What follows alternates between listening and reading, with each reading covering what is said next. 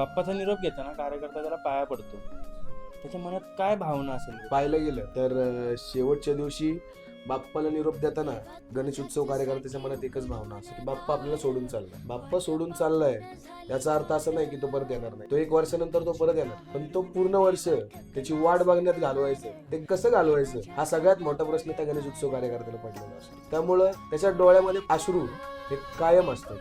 शेवटच्या दिवशी ते बाप्पावरचे खरं प्रेम आहे. जो गणेश उत्सव कार्यकर्ता बाप्पावर खरं प्रेम करतो त्याच्या डोळ्यामध्ये अश्रू हे येतातच शेवटच्या दिवशी.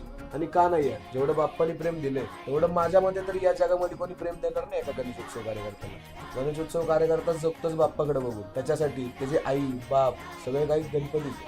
त्यामुळं गणेश उत्सव कार्यकर्त्याच्या डोळ्यामध्ये एकच असतं की माझा बाप्पा मला सोडून जाणार आहे आणि तो डायरेक्ट 1 वर्षानंतर मला भेटणार आहे. आणि मला भेटणार आहे म्हणजे त्याची सेवा करायचे जे दिवस आहेत ते 10 दिवस संपले. आता 1 वर्ष आपल्याला त्याच्या सेवेचं संधी मिळणार नाही. त्यामुळे त्याच्या मनामध्ये फक्त एकच असतं की माझा बाप्पा परत यावा आणि त्याची सेवा मला कशी जास्तीत जास्त करता येईल याची तो वाट बघत असतो. त्यामुळं मला असं वाटतं की प्रत्येक गणेश उत्सव कार्यकर्ता त्याच्याकडे एकच मागणं मागत असेल, हे वर्ष त्याची वाट बघता बघता आनंदातच जाऊ आणि प्रत्येक गणेशोत्सव कार्यकर्त्यासोबत सर्व नागरिकांना हे वर्ष पूर्ण आनंदाचं, सुख समृद्धीचं आणि भरभराटीचं जाऊ हीच प्रार्थना प्रत्येक गणेशोत्सव कार्यकर्ता गणपतीपाशी करत असावं.